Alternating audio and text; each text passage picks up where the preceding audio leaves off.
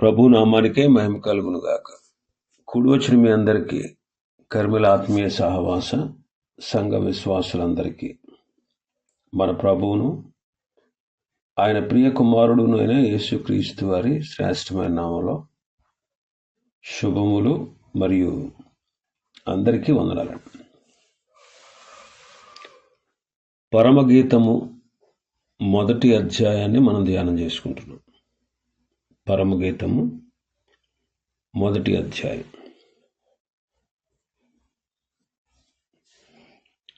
మొదటి అధ్యాయంలో మొదటి వచనం సొలొమోను రచించిన పరమగీతము. గత దినం సొలొమోను అంటే అర్థాన్ని, అంటే సొలొమోను అంటే దానికి ఉన్న అర్థాన్ని గురించి మనం ధ్యానం చేసుకున్నాం. సమాధానము. దావీదు తన కుమారుడికి సొలొమోను అని పేరు పెట్టాడు. అంటే సొలొమోను కాలంలో యుద్ధాలు అనేవి లేకుండా దేశం నెమ్మదిగా ఉండాలి అనేది దావీదు యొక్క ఆశ. అందుకు గాను దావీదు అతనికి సొలొమోను అని పేరు పెట్టాడు. సొలొమోనుకి మరొక పేరు ఉంది. ఆ పేరు యెదీద్యా.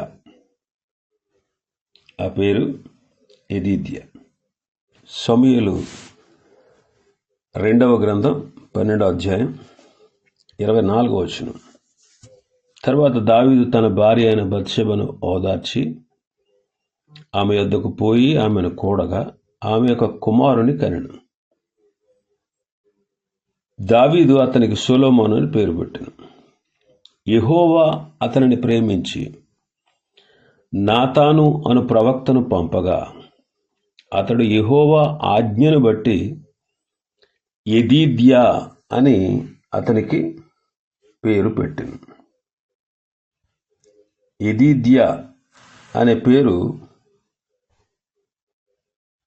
దేవుడు పెట్టాడు తన ప్రవక్తను పంపించి. అందుకే యెహోవా ఆజ్ఞను బట్టి అని మనం చదువుతాం. యెహోవా ఆజ్ఞను బట్టి. యెదీద్యా అంటే యెహోవాకు ప్రియుడు అని అర్థం. అంటే ప్రభువుని సంతోషపరిచేవాడు, ఆయన చెప్పినట్లుగా చేసేవాడు అని భావం. సొలొమోను అంటే యెదీద్యా తాను బ్రతికినంత కాలం ప్రభువును సంతోషపరచలేకపోయాడు. కానీ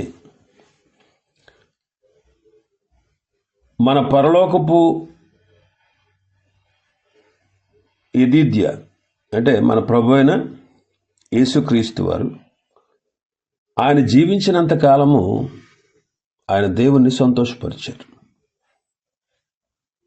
అందువల్ల ప్రభు అయిన యేసుక్రీస్తు వారిని గూర్చి మన పరలోకపు తండ్రి, ఈయన నా ప్రియ కుమారుడు అని ఆయన గూర్చి సాక్ష్యం ఇచ్చినట్లుగా మనం చూస్తాం. మత్తయి సువార్త 3:17.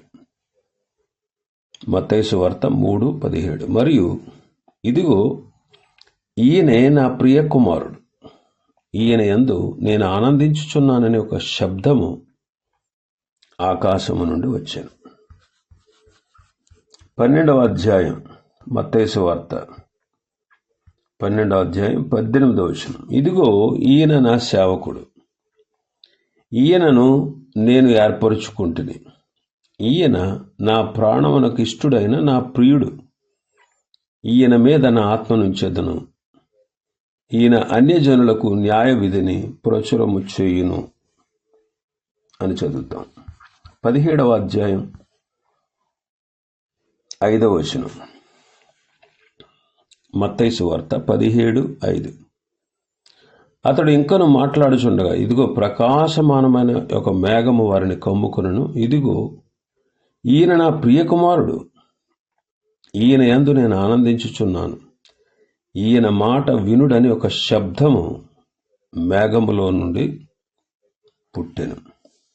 మార్కు సువార్త 1:11. మరియు నీవు నా ప్రియ కుమారుడు, నీ యందు నేను ఆనందించుచున్నానని ఒక శబ్దము ఆకాశము నుండి వచ్చెను. లూకాసు వార్త 3:22. పరిశుద్ధాత్మ శరీరాకారముతో పావురం వలె ఆయన మీదకు దిగి వచ్చెను.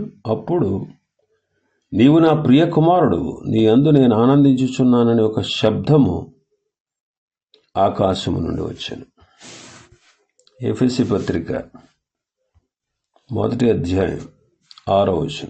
ఎట్లనగా తన ప్రియుని యందు తాను ఉచితముగా మనకు అనుగ్రహించిన తన కృపా మహిమకు కీర్తి కలుగునట్లు తన చిత్త ప్రకారమైన దయా సంకల్పము చొప్పున యేసుక్రీస్తు ద్వారా తనకు కుమారులనుగా స్వీకరించుటకై మనలను ముందుగా తన కోసము నిర్ణయించుకుని మనము తన ఎదుట పరిశుద్ధులమును నిర్దోషులమునై ఉండవలనని జగత్తు పునాది వేయబడక మునిపే ప్రేమ చేత ఆయన క్రీస్తులో మనలను ఏర్పరుచుకున్నాను. తన ప్రియుని యందు అనే మాట చూస్తున్నాను. కొలస్సీ పత్రిక 1:13. ఆయన మనలను అంధకార సంబంధమైన అధికారములో నుండి విడుదల చేసి తాను ప్రేమించిన తన కుమారుని యొక్క రాజ్య నివాసులనుగా చేసెను. తాను ప్రేమించిన తన కుమారుని యొక్క. హెబ్రీ పత్రిక 5:5. అటువలే క్రీస్తు కూడా ప్రధాన యాజకుడగుటకు తన్ను తానే మహిమపరుచుకొనలేదు గాని, నీవు నా కుమారుడువు, నేను నిన్ను కని ఉన్నానని ఆయనతో చెప్పినవాడే ఆయనను మహిమపరిచాను. పేతురు 2వ పత్రిక 1:17. ఆయన మహత్యమును మేము కన్నులారా చూచిన వారమై తెలిపితిమి.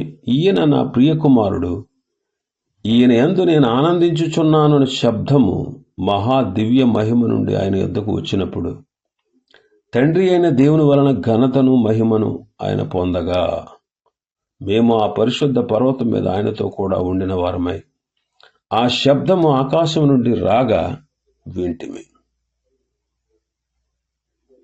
మన ప్రియ ప్రభు పరలోకపు తండ్రిని ఎల్లప్పుడూ సంతోషపరుస్తూ ఆయన జీవించారు. ఎల్లప్పుడూ సంతోషపరుస్తూ జీవించారు.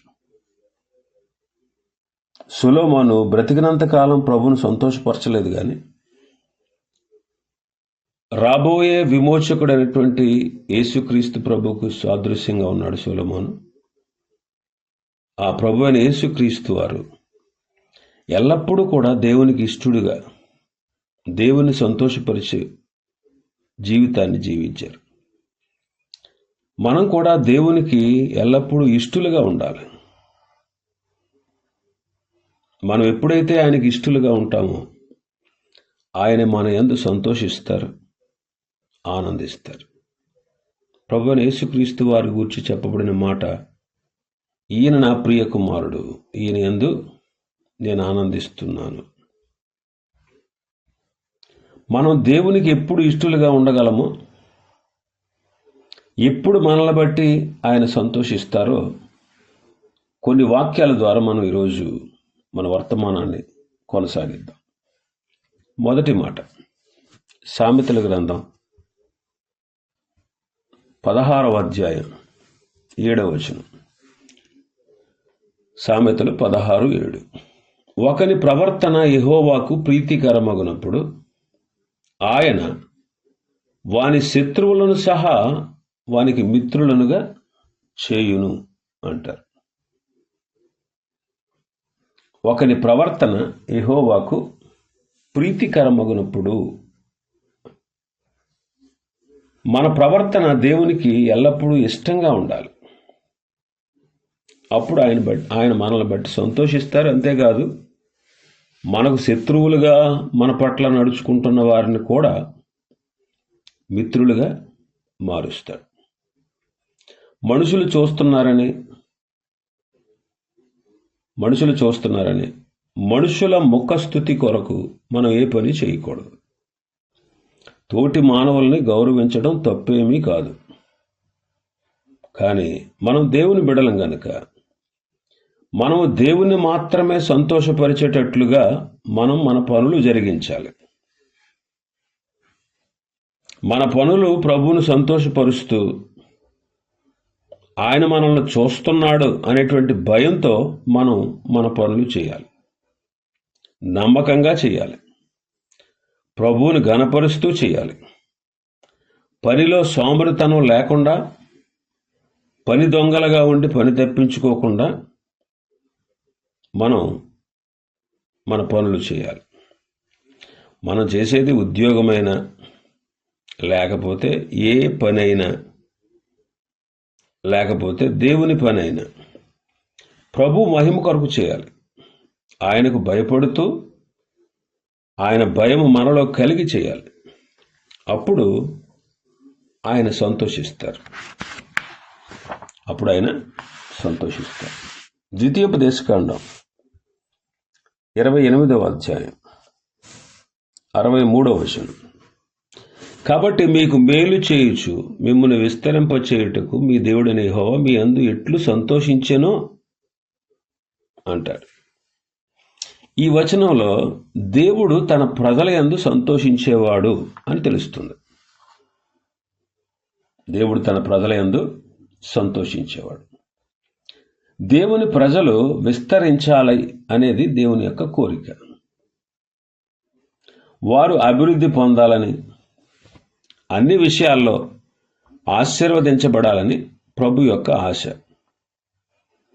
కాబట్టి ప్రభు యొక్క పిల్లలు వారు ఎక్కువ అవుతా ఉంటే, వర్ధిల్లుతా ఉంటే చూసి దేవుడు సంతోషిస్తాడు. కాబట్టి మనం ప్రభువుకు లోబడాలి. ఆయన చెప్పినట్లుగా చేయాలి. అప్పుడే మనం విస్తరిస్తాం. ప్రభువుకు లోబడి ఆయన చెప్పినట్లుగా మనం ఎప్పుడైతే చేస్తామో అప్పుడే మనల్ని దేవుడు విస్తరింపచేస్తాడు. మనం విస్తరించడమే కాదు, నూతనమైనటువంటి వారు కూడా, కొత్త వారు కూడా రక్షించబడే అవకాశం ఉంటుంది. ఇలాగ మనం విస్తరించడం చూచి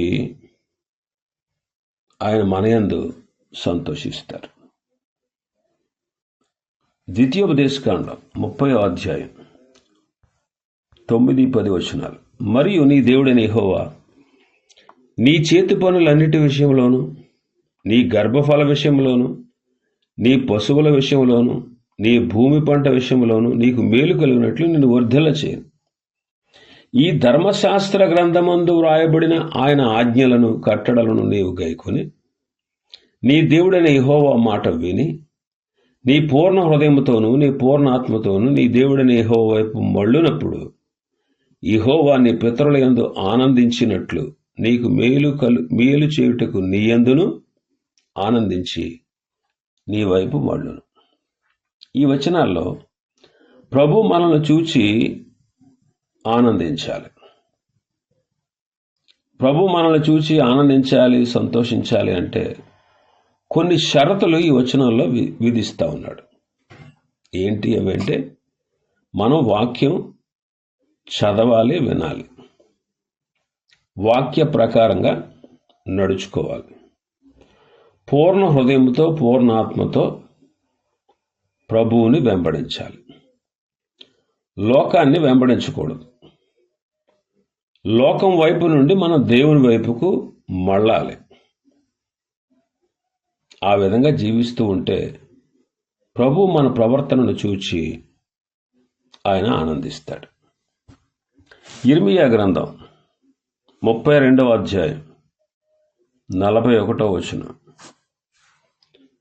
వారికి మేలు చేయుటకు వారి యందు ఆనందించుచున్నాను అంటారు ప్రభు. వారికి మేలు చేయుటకు వారి యందు ఆనందించు. ఈ వచనాల్లో కూడా దేవుని ఆనందాన్ని గూర్చి మనం చదువుతున్నాం. ఈ అధ్యాయం అంతా కూడా మనం గమనిస్తే దేవుడు ఎప్పుడు మనల్ని బట్టి ఆనందిస్తాడో లేక సంతోషిస్తాడో మనకు అర్థమవుతుంది. ఈ అధ్యాయం అంతా చదివితే ఇర్మీయా గ్రంథం 32. మనం సమకూర్చబడాలి. సమకూర్చబడడం అంటే ఏంటి? లోకంలో ఉన్నటువంటి సంబంధాలన్నిటి నుంచి కాస్త దూరంగా ఉండాలి. ఎక్కువ మనం ప్రభువుతో సంబంధాన్ని, సహవాసాన్ని కలిగి జీవించాలి. ఏక హృదయంతో ప్రభువును వెంబడించాలి. ప్రభువును విడువక అనుసరించాలి. ఆయన ఎడల భయభక్తులు కలిగి జీవించాలి. ఈ పాపపు ఎడారిలో మనం జీవిస్తున్నప్పటికీ దేవుని సన్నిధిలో నాటబడినటువంటి మొక్కల్లాగా మనం ఉండాలి. ఇటువంటి సత్ప్రవర్తన మనలో ఉండడం ప్రభు చూస్తే అప్పుడు మన యందు ఆయన ఏం చేస్తారు? ఆనందిస్తారు. ఇంకా జకరియా గ్రంథం 4వ అధ్యాయం 10వ వచనం. కార్యములు అల్పములై ఉన్న కాలమును తృణీకరించిన వాడెవడు? లోకమంతటను సంచారము చే యెహోవా యొక్క 7 నేత్రములు జెరుబ్బాబెలు చేతిలో గుండు నూలుండుట చూచి సంతోషించును. ఇక్కడ జకరియా గారు దేవుని ఆనందాన్ని గురించి చెబుతున్నాడు. దేవుని ప్రజలు జెరుబ్బాబెలు కాలంలో, జెరుబ్బాబెలు నాయకత్వంలో వారు చెరలో నుండి తిరిగి వచ్చి మందిరాన్ని కట్టడానికి పునాది వేశారు.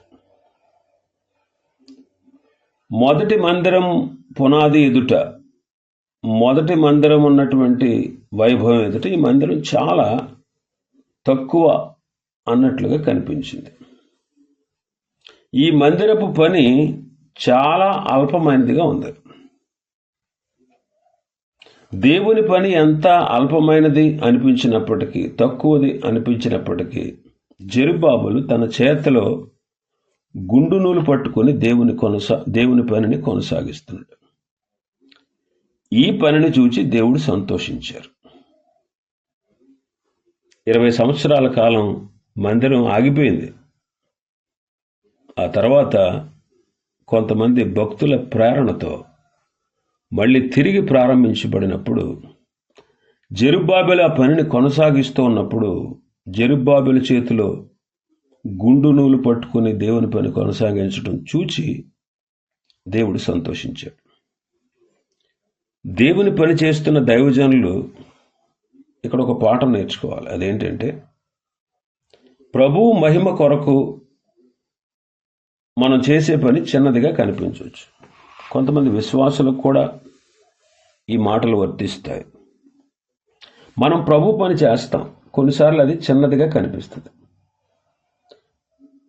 కొంతమంది కొన్ని సంఘాల్లో తక్కువ మంది ఆరాధనకు వస్తూ ఉంటారు. గొప్ప ప్రసంగికులుగా ఉండకపోవచ్చు, గొప్ప సభలు మనం నిర్వహించలేకపోవచ్చు. అయినా సరే జెరుబ్బాబెలు వలె కార్యము అల్పముగా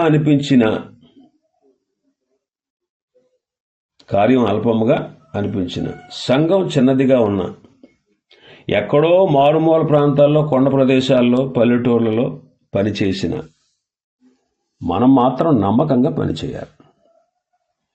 ప్రభు మహిమ కొరకు మనం పనిచేయాలి. సమయమందును అసమయమందును ప్రయాసపడాలి. విసుగుదల లేకుండా దేవుని పని మనం చేయాలి. అప్పుడు ప్రభు మన పనిని చూచి ఆయన సంతోషిస్తారు. జెఫన్యా గ్రంథం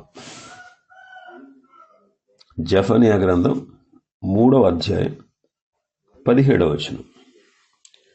నీ దేవుడైన యెహోవా నీ మధ్య ఉన్నాడు. ఆయన శక్తిమంతుడు. ఆయన మిమ్మును రక్షించును. ఆయన బహు ఆనందంతో నీ యందు సంతోషించును. నీ యందు తనకున్న ప్రేమను బట్టి శాంతము వహించి నీ యందలి సంతోషము చేత ఆయన హర్షించును. ఇక్కడ జెఫన్యా ప్రవక్త గారు దేవుడు మన యందు ఎప్పుడు ఆనందిస్తాడో తెలియజేస్తా ఉన్నారు. మనం విశ్వాసఘాతకులుగా ఉండకూడదు, అన్యాయస్తులుగా జీవించకూడదు, పవిత్రమైన పెదవులు కలవారమై ఉండాలి. గర్వించే హృదయం మనలో ఉండకూడదు. గర్వపు చూపు మనలో రాకూడదు. దుష్క్రియలు చేసి దేవునిపై తిరుగుబాటు చేయకూడదు. అబద్ధము, కపటము ఇలాంటి మనస్సు మనలో ఉండకూడదు. ప్రభువునందే మనం జయధ్వని చేయాలి. ఇలాంటి సత్ప్రవర్తన కలిగి మనం జీవిస్తే ఆయన మనయందు బహు ఆనందముతో సంతోషిస్తారు. అంతేకాదు, మన యందలి ఆయనకున్న సంతోషము చేత ఆయన హర్షిస్తారు. ఆఖరిదిగా 96వ కీర్తన 11వ చరణం చదువుదాం. యెహోవా వేంచేయుచున్నాడు, ఆకాశము సంతోషించునుగాక, భూమి ఆనందించునుగాక, సముద్రమును దాని సంపూర్ణతయు ఘోషించునుగాక.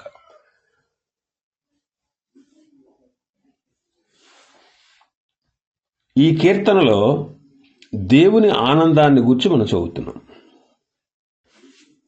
104వ కీర్తన 31వ వచనం. యెహోవా మహిమ నిత్యముండునుగాక, యెహోవా తన క్రియలను చూచి ఆనందించునుగాక. ఈ రెండు కీర్తనలో దేవుని ఆనందాన్ని గూర్చి రాస్తున్నాడు భక్తుడు. ప్రభు యొక్క రాకడను గూర్చి ఈ కీర్తనలో మనం చదువుతున్నాం. ప్రభు ఈ లోకానికి రాబోతూ ఉన్నాడు. భూజనులు ఆయన రాకడలో ఎత్తబడక మిగిలిన వారు వీళ్ళందరూ కూడా వణుకుతారు. కొండలు, పర్వతాలు, భూమి తగలబడుట ద్వారా పొగలేస్తుందన్నమాట. పాపాత్ములైన వారికి కఠినమైన దండన ఉంటుంది. అప్పటికే సంఘం ఎత్తబడి ఉంటుంది. దేవుని ప్రజలకు నిత్యానందం, మార్పు లేని వారికి శిక్ష. ఇదంతా కూడా దేవుని యొక్క ప్రణాళిక. దేవుని ప్రణాళిక ప్రకారం సమస్తం జరగడం దేవుడు చూచి ఆయన సంతోషిస్తాడు. ఆయన చిత్త ప్రకారమే సమస్తము జరుగుట ఆయన చూసినప్పుడు ఆయన సంతోషిస్తారు. అలాగే మనం కూడా దేవుని చిత్త ప్రకారంగానే మనం కూడా సమస్తాన్ని జరిగిస్తే మనల్ని బట్టి ఆయన సంతోషిస్తాడు. కాబట్టి మనం దేవునికి ప్రియులుగా ఉంటే, దేవునికి ఇష్టమైన కార్యాలు చేస్తే తప్పనిసరిగా ఆయన మన యందు సంతోషిస్తాడు. మిగిలిన విషయాలు ప్రభు చిత్తమైతే రేపటి దినం మనం ధ్యానం చేసుకుందాం. దేవుడి వర్తమాన వాక్యాన్ని మన వినికిడిలో ఆశీర్వదించును గాక. ఆమేన్.